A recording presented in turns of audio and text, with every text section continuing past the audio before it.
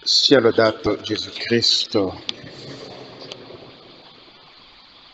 Maria e Giuseppe stanno al Tempio per la presentazione del bambino Gesù e anche per il rito di purificazione di Maria.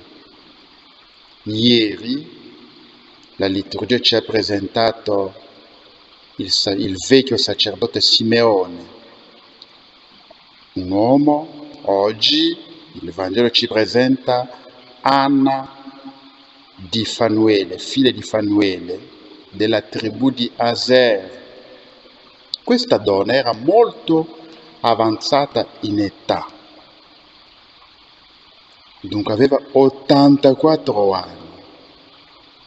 In questi 84 anni lei aveva vissuto soltanto 7 anni di matrimonio con il suo marito, e poi il marito è morto, è rimasta vedova. Se l'età del matrimonio era di circa 14 anni, 15, significa che lei già a 21-22 anni era vedova. Dunque è rimasta vedova per 72 anni. Non si è risposata ancora con un altro uomo. Si è consacrata al Signore e viveva, non si allontanava mai dal Tempio, cioè viveva nel Tempio, servendo Dio notte e giorno. Con che cosa? Con digiuni e preghiere. Vorrei sottolineare che, essendo vedova, viveva nella castità perfetta, con digiuni e preghiere.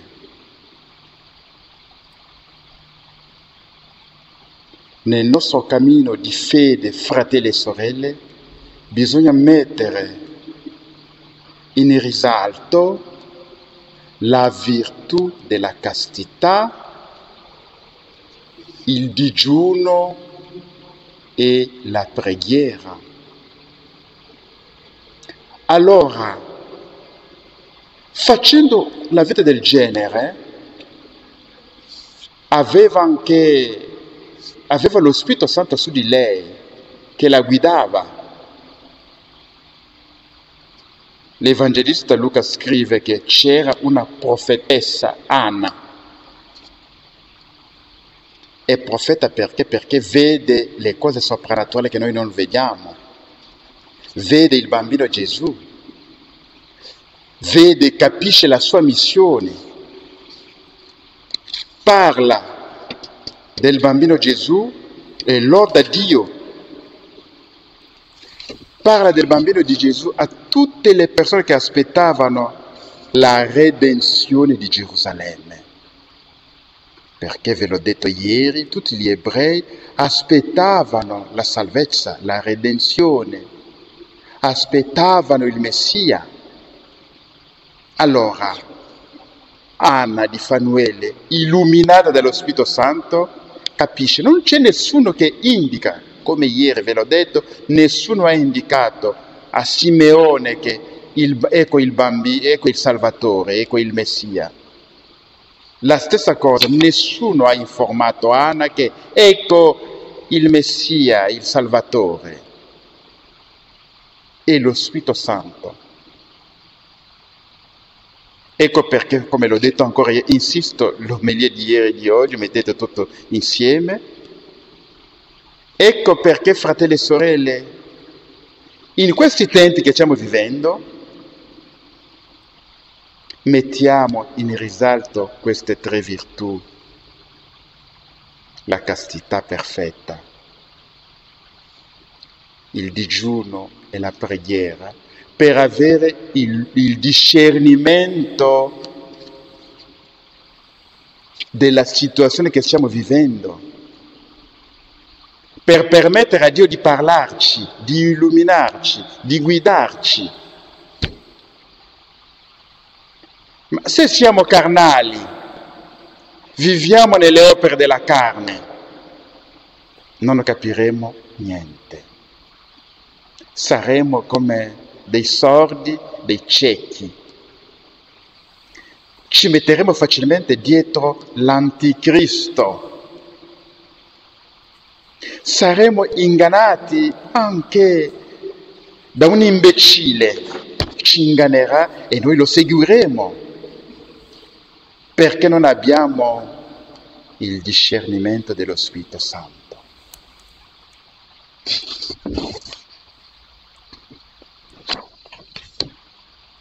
Chiediamo in questa Eucaristia al Signore di purificare il nostro cuore, di donarci la volontà e la forza di scegliere il digiuno e di praticarlo. Chiediamo al Signore la grazia della preghiera, che la nostra vita sia preghiera. Allora potremo capire questo tempo, che è un tempo bellissimo, un tempo di grazia, un tempo della visitazione di Dio, un tempo dove tutte le promesse di Dio si compiranno,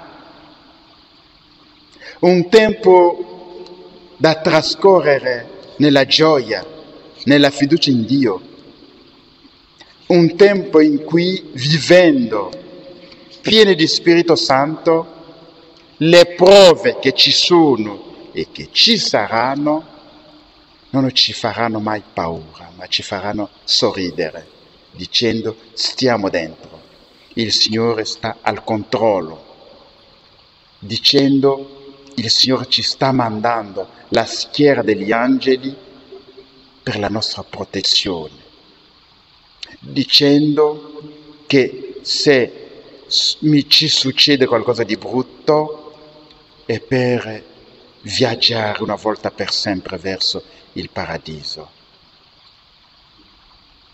A Gerusalemme tutti aspettavano la redenzione. Ve l'ho detto ieri, lo ripeto ieri, noi dovremo aspettare l'incontro con il nostro Signore Gesù. Dovremo ogni giorno cercare di vedere il volto di Gesù, dire a Gesù: ma fatti vedere. Gesù, quando ti farai vedere a me? Ma Gesù, che cosa stai aspettando? Vieni a prendermi, vieni a prenderci. Gesù, quando ci sarà questo rapimento che ci parla San Paolo? Gesù, io sto aspettando, vieni. Gesù, vieni, fammi entrare in questo cielo nuovo, in questa terra nuova. Gesù, ma perché stai aspettando? Sto invecchiando su questa terra. Ma Gesù, vieni, vieni. Dovremmo dire: Maranatha, Signore, vieni, vieni. Dovremmo anche sentire come la Santissima Vergine Maria, malgrado la presenza reale di Gesù nel Santissimo Sacramento, Maria sentiva sempre questo desiderio crescere in lei, di vedere il suo figlio e di vedere Dio Padre, di andare in paradiso. I nostri giorni sulla terra dovrebbero essere così, anelare sempre al paradiso. Signore Gesù, ma io voglio il tuo paradiso, non voglio vivere con le realtà di questa terra.